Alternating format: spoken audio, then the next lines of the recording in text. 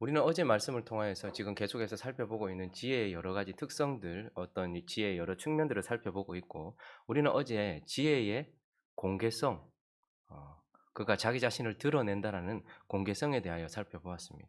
지혜는 우리의 길거리에서, 광장에서, 시끄러운 길목에서, 성중에서, 그리고 성문 어귀에서 우리를 향하여 자기 자신을 완전히 드러내시고 자기 자신을 공개하는 지혜의 공개성.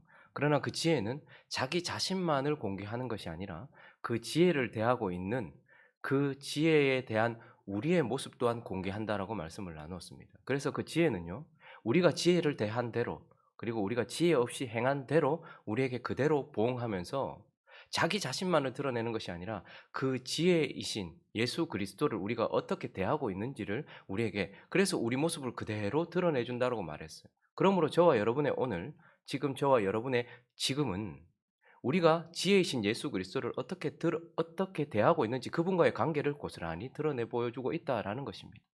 그러므로 내가 비웃음을 당하고 있습니까? 그러면 내가 그 지혜를 비웃었다라는 증거입니다. 지금 내가 고통을 당하는데 그대로 방치되는 듯한, 그러니까 그 지혜가 내게 응답을 하지 않습니까? 그것은 바로 내가 지혜가 나를 향해 소리치고 나를 향하여서 그만큼 말하였음에도 불구하고 내가 그 지혜에 응답하지 않았다라는 증거라는 것이죠. 그러므로 지혜는 아주 엄중하게 자기 자신을 간절하게 드러낼 뿐 아니고 그 지혜를 대하고 있는 우리 모두에 대하여서 자기 자신을 드러내고 우리를 공개하는 공개성에 대하여서 우리가 어제 살펴보았습니다. 오늘 이어지는 2장 본문은요, 그것과는 전혀 상반되는 그러나 진리인 지혜의 또 다른 측면을 우리에게 보여주고 있는데, 어제는 공개성을 살펴봤다면 오늘 2장은요, 은밀성, 그 지혜의 은밀성에 대해서 우리에게 말해주고 있어요. 그래서 오늘 본문 말씀 15절까지를 통하여서 몇 가지 교훈을 살펴보려고 하는데요, 지혜는요, 또한 자신을 감춘다라는 것을 우리는 말씀을 통하여 보게 됩니다. 여러분, 어제 우리 잠언 1장 20절과 21절을 보면요, 우리를 향한 지혜의 간절함, 그리고 그 지혜의 갈망을 한번 보았어요. 20절과 21절을 다시 한번 읽어볼까요? 읽어보겠습니다. 시작. 지혜가 길거리에서 부르며 광장에서 소리를 높이며 시끄러운 길목에서 소리를 지르며 성문 어귀와 성중에서 그 소리를 발하여 이르되. 여러분, 지혜가 길거리에서 우리를 불렀다라고 말해요. 그리고 광장에서 소리를 높였다라고 말해요. 그래서 시끄러운 길목, 시끄러우니까 더 소리를 질렀다라고 말하고, 성문 어귀와 성중에서 그 소리를 발했다, 폭발시켰다, 이렇게 말하고 있어요. 그래서 어제 우리는 그 지혜가 우리를 향해, 인간들을 향하여서 얼마나 갈급해하며 갈망을 하고 있는지 우리는 그것을 살펴보았어요. 그런데 오늘 본문은요, 반대로 우리가 그 지혜를 향한 갈망, 우리가 가진 갈망에 대해서 3절과 4절이 보여주고 있는데, 3절과 4절 읽어보겠습니다. 시작. 지식을 불러 구하며 명철을 얻으려고 소리를 높이며 운을 구하는 것 같이 그것을 구하며 감추어진 보배를 찾는 것 같이 그것을 찾으면. 어제는 지혜가 우리를 향해 가진 갈망을 보았다면 오늘은 반대되는 갈망을 좀 보여주고 있어요. 3절을 보니까 지식을 어떻게 했다고요? 부르되, 마치 지혜가 우리를 부르듯이 우리도 지식을 불러요. 그 지혜를 향하여 부르고 있어요. 그리고요, 명철을 얻으려고 또 어떻게 했다고 말합니까? 소리를 높였다라고 말하고 있어요. 점점 점층되고 있는 것이 보이시죠? 그리고요, 은을 구하는 것 같이, 우리가 가치 있다라고 생각하는 소중한 것을 구하는 것 같이 그것을 또 어떻게 해요? 구하고, 그냥 거기서 부르고 있는 것이 아니고 그 은이 있다면 어디든 찾아가서 그것을 구하고, 마지막으로는요, 감추어진 보배를 찾는 것 같이 그것을 그냥 얻었으면 좋겠다, 뭐 이게 아니라 부르고 소리를 높이고 찾고, 그리고 그것을 구하며 찾는 자에 대한, 그러니까 지혜를 향한 우리의 갈망을 보게 되는 것입니다. 그리고요, 5절은 이런 갈망을 가진 자의 결과를 우리에게 보여줘요. 읽어봅니다. 시작. 여호와 경외하기를 깨달으며 하나님을 만나게 된다라는 것이죠. 그러므로 우리가 이렇게 정의를 내려볼 수 있겠죠. 지혜는 이런 갈망으로 자신을 찾는 자에게 만나지고, 그렇다면 반대로 말하면 이렇게 간절하게 그를 찾지 않는 자에게는 어떻게 된다는 거예요? 감춰진다라는 것을 의미하고 있는 것입니다. 지혜가 광장에서, 우리의 성문 어귀에서, 우리의 길거리에서 시끄러운 길목에서 내 삶의 현장에서 우리를 간절히 부르고 있어요. 그래서 자기 자신을 훤히 공개하고 있어요. 그러나 그 지혜를 부르고 소리를 높이고 은을 구하는 것까지 구하고 감추어진 보배를 찾는 것까지 찾는 자에게만 드러나는 그런 모습을 통하여서 우리는 이 지혜가 자기 자신을 은밀하게 감추고 있다라는 것, 자기를 간절히 찾는 자에게만 보여지게 되고 만나지게 되는 그 은밀성을 보게 되는 것입니다. 그러므로 이것에 대하여 가치를 알고 대가를 지불하는 자들만이 사실은 만나게 되는 것입니다. 여러분, 이건 그러나 당연한 것입니다. 당연한 영적인 원리고 세상적 원리도 그렇습니다. 가장 많은 대가를 지불하는 자가 그것을 얻게 되어 있습니다. 돈에 대한 가치를 아는 자가 그 돈에 대한 가치만 안다고 끝납니까? 그 돈을 벌기 위해서 밤낮 그것을 찾고 부르고 그렇게 구하면 그런 사람은 그것을 얻게 되는 것이죠. 건강도 마찬가지입니다. 가만히 누워 있는다고 건강이 아이고 건강했으면 좋겠다라고 바란다고 간절히 바란다고 되어지는 것이 아니라 그 건강을 위하여서 운동도 하고 음식도 가리고 그렇게 자기의 최선을 다할 때 그것을 얻어지는 것처럼 우리가 꿈을 향해 달려갈 때도 어떤 좋은 대학 하나 가려고 해도 3년, 5년, 10년 그렇게 공부해서 그곳에 가는 것이죠. 그냥 바란다고 가는 것이 당연하지 않다는 것을 우리는 알면서도 희한하게 하나님에 대하여서 지혜에 대하여서 그리스도에 대하여서 생명에 대하여서는 저절로 오는 것처럼 생각을 하고 마치 하나님이 우리에게 은혜를 빚진 양 그렇게 생각할 때가 많단 말입니다. 그러나 오늘 지혜는 우리에게 자기 자신을 감춘다라고 말하고 있는 것이죠. 그래서 우리는 어제 지혜의 개방성 그리고 모든 사람들을 향해 부르고 있다는 그 보편성 뭐 이런 것들을 살펴보았다면 오늘은 그 지혜가 좀 폐쇄적이다는 것도 보게 되는 거예요. 누구에게나 다 열려지지 않았다는 이런 특수성 그리고 이 선택적 어떤 그런 것들이 보여진다라는 것이죠. 자기 자신을 전부 드러내는 공개성도 있지만 그러나 비공개하는 누구에게는 비공개되어지는 이 은밀성 이것이 지혜의 특징이다라는 것이고 우리는 이것을 살펴볼 필요가 있다라는 것입니다. 그리고 또 지혜의 특징은요. 지혜는 자신을 감추되 우리 안에 자신을 감춘다라는 것을 우리는 좀 보게 됩니다. 우리 다시 3절부터 5절까지 한번 천천히 읽어볼까요? 3절부터 5절까지 읽어보겠습니다. 시작. 지식을 불러 구하며 명철을 얻으려고 소리를 높이며 은을 구하는 것 같이 그것을 구하며 감추어진 보배를 찾는 것 같이 그것을 찾으면 여호와 경외하기를 깨달으며 하나님을 알게 되리니 라고 말하고 있죠. 그래서 지혜는 모든 자에게 공개되어 있지만 그 지혜가 우리를 갈망하듯 우리도 그 지혜를 갈망하는 자에게만 열려 있다라고 말하고 그렇게 찾는 자는 반드시 하나님을 만나게 될 것이다 라고 이 축복의 메시지를 주면서 더 놀라운 메시지는 10절에 있습니다. 그렇게 지혜를 만나게 되는 것 여기에서 그치는 것이 아니고 10절 첫째 줄을 읽어볼까요? 시작. 곧 지혜가 네 마음에 들어가며 그러니 지혜는 찾는 자에게 만나지지만 그 지혜는 세상에서 가장 깊은 곳, 세상에서 가장 깊은 곳, 그곳으로 자기 자신이 들어온다라고 말하면서 지혜를 찾는 자 안으로 자기 자신을 감추신다라는 것을 우리는 보게 되는 것입니다. 이것이 바로 지혜의 특징인 것입니다.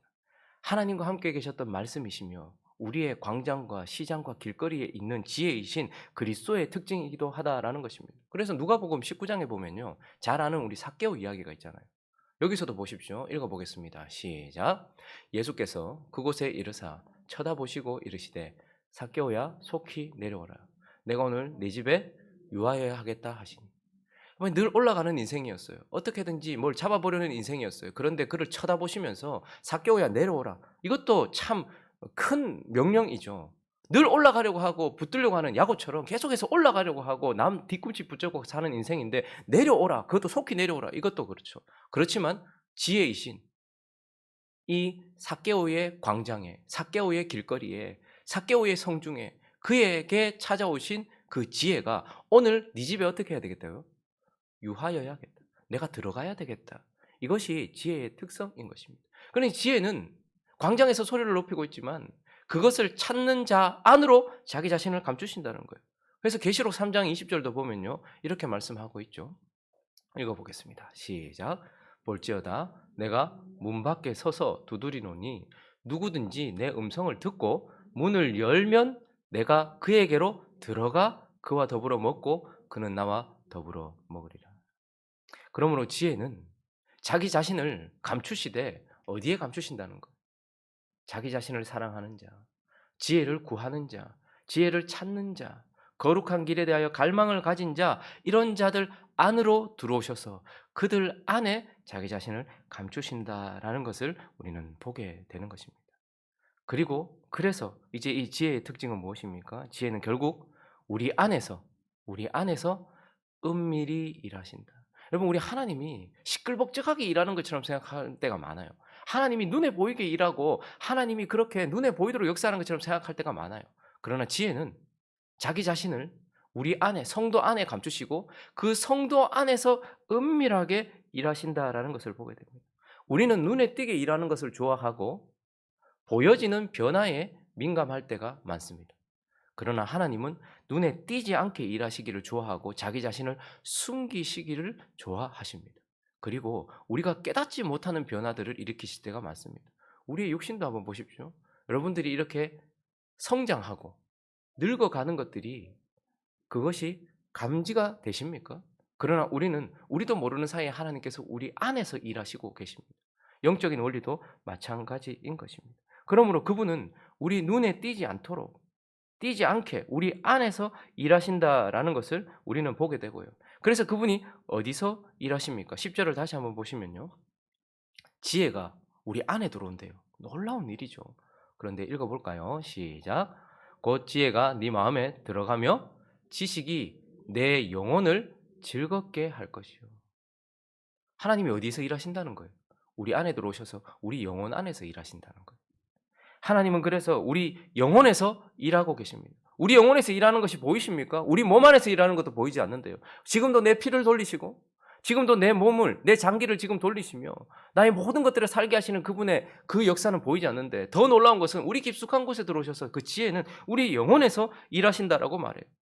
11절과 12절을 보시면요. 그래서 우리 안에서 근신이 너를 지키며 명철이 너를 보호하며 악한 자의 길과 패역을 말하는 자에게서 너를 건지는 것이 우리 속에서 그렇게 하신다는 말입니다.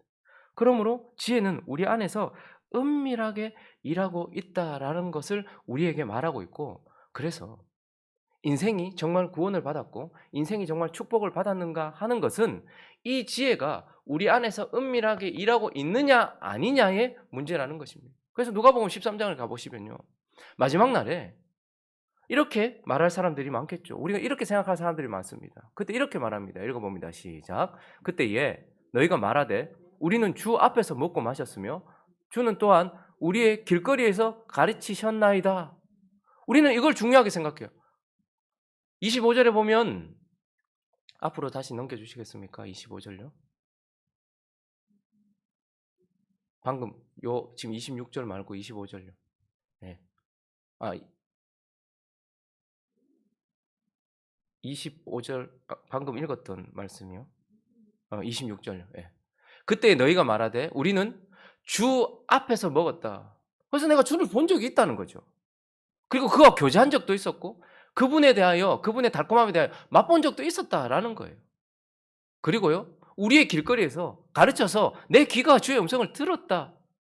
그렇게 우리는 그것을 크게 생각합니다. 지금도 마찬가지예요. 내가 성전에서 주와 함께 먹고 마셨지 않습니까? 그리고 내 길거리, 나는 성전에서도 그렇고 내 삶의 현장에서 주님께 배웠지 않았습니까? 이렇게 말해요. 그런데 27절은 뭐라고 말합니까? 읽어보겠습니다. 시작. 그가 너희에게 말하여 이르되 나는 너희가 어디서 왔는지 알지 못하노라. 행악하는 모든 자들아 나를 떠나가라 하리라.